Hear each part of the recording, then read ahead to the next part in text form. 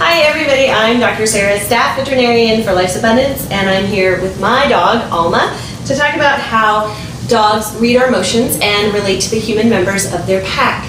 As social animals, dogs must be able to read each other's emotions and rely upon postures and facial cues, such as bared teeth, to communicate with one another. Since humans have no tails to wag, our furry friends have to decipher other signals to uncover our emotional states. This ability to learn to recognize smiling faces as non-aggressive may have been important to the success of dogs living with humans.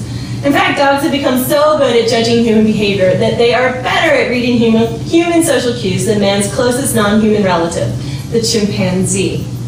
In a recent report from the Canine Science Forum in Vienna, researchers tested canine reactions to a variety of expressions by people and other dogs. They found that dogs responded differently when exposed to positive and negative expressions in people. It was also interesting to note that when dogs evaluated neutral human faces, neither smiling nor frowning, dogs viewed them as negative or threatening.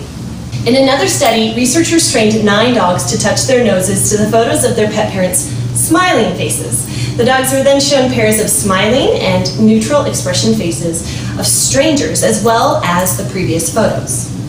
When shown all of these photos, the dogs selected the smiling faces, both of their people and of strangers, more often than the neutral expression photos. However, not all dogs were able to do this exercise, which suggests that some dogs are more sensitive to human cues than others.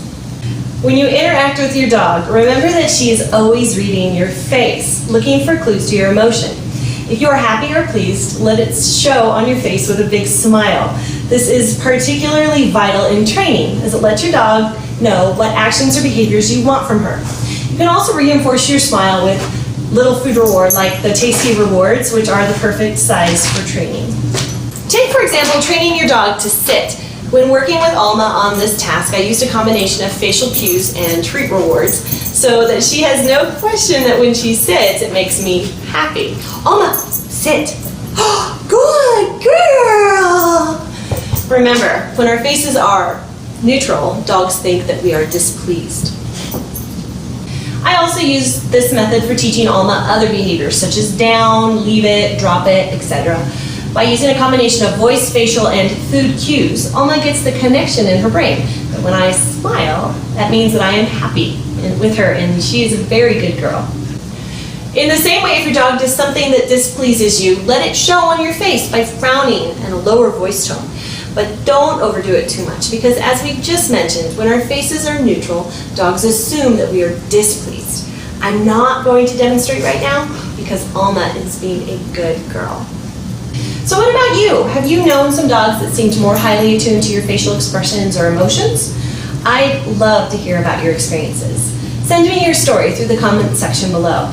As always, thank you so much for watching, and check back soon for another episode of Pet Talk with Dr. Sarah.